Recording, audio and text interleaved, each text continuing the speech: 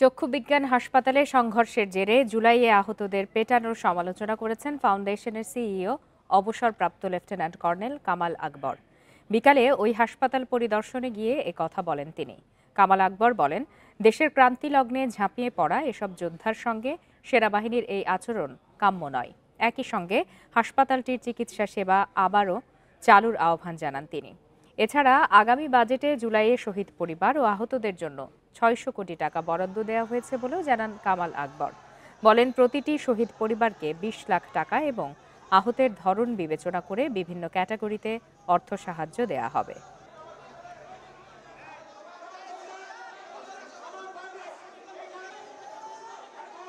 আগামী বছরের অর্থ বছরের জন্য যে বরাদ্দটা হয়েছে প্রায় ৬০০ কোটি টাকার মতো বরাদ্দ হয়েছে শুধু জুলাই যোদ্ধা এবং শহীদ পরিবারদের জন্য।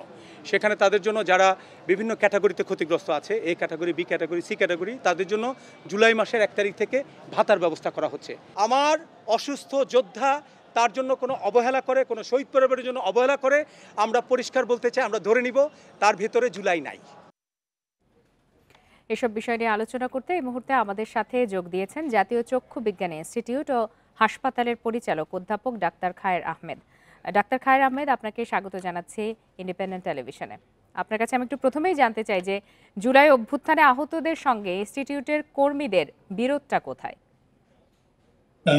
আমি শুভ সন্ধ্যা। আমি আপনার মাধ্যমে আমাদের যে জুলাই যোদ্ধা যারা, তাদের প্রতি আমি গভীর শ্রদ্ধা জানাচ্ছি এবং বিশেষ করে যারা শহীদ হয়েছেন তাদের প্রতি আমার তাদের আত্মার মাগফিরাত কামনা করি এবং আহতদের প্রতি আমার সমবেদনা।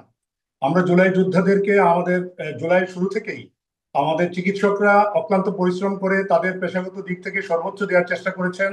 আমরা আমাদের দিক থেকে কোনো ধরনের গাফিলতি করি নাই এবং আমি ২৪শে অগাস্ট একজন পরিচালক হিসাবে জয়েন করার পরে তাদের চিকিৎসার দায় দায়িত্ব আমার ঘাড়ে পড়ে আমরা একটা বিশেষ মেডিকেল বোর্ডের মাধ্যমে তাদের চিকিৎসা সেবাটা নিশ্চিত করি। তো আমি যেটা মনে করি যে জুলাই যোদ্ধারা যেভাবে একটা ট্রমার মধ্যে দিয়ে, মানসিক ট্রমার মধ্যে দিয়ে তারা যাচ্ছেন, একইভাবে আমাদের চিকিৎসক যারা, নার্স যারা বা স্টাফ যারা তাদের চিকিৎসার সাথে জড়িত ছিলেন, তারাও কিন্তু একটা মানসিক ট্রমার মধ্যে দিয়ে যাচ্ছেন। সুতরাং গোটা পরিবেশটা একটা ঘুমট একটা পরিবেশের মধ্যে দিয়ে যাচ্ছে। আমরা চেষ্টা করছি সবকিছুকে একটা স্বাভাবিক পর্যায়ে নিয়ে আসার জন্য, কিন্তু কোনো একটা অনভিপ্রেত কারণে ৩-৪ দিন আগে একটা ইনসিডেন্স হয় এবং এই ইনসিডেন্সের লেশ ধরে কিছু অনভিপ্রেত ঘটনা গতকালকে আমার পরিচালকের রুমে তাদের মধ্যে ২-৩টা গ্রুপ হয়।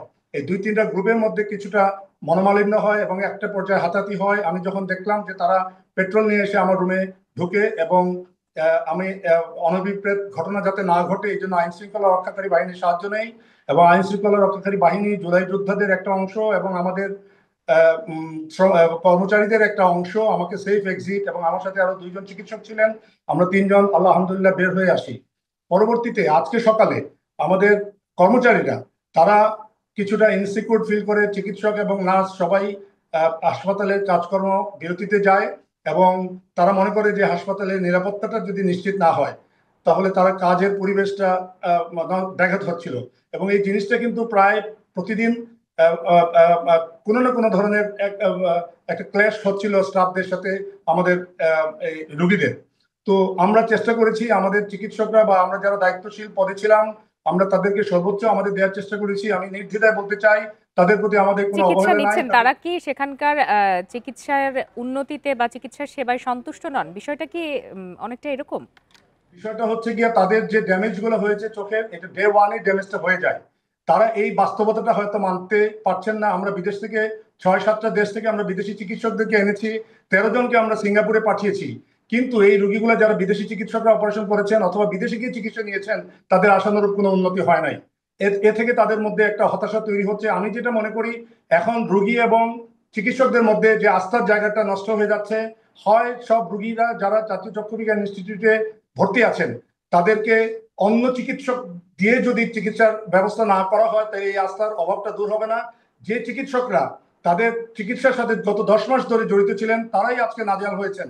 সুতরাং চিকিৎসক এবং রোগীদের যে আস্থার জায়গাটা যদি নষ্ট হয়ে যায় সেই আস্থাটা ফিরিয়ে আনাটা বড় কঠিন হবে।